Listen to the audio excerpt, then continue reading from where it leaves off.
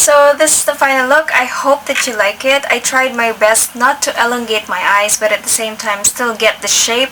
If you want to be a little extra, you can actually put on glitter, just a little, because there's a scene there where it was all sparkly with big glitters.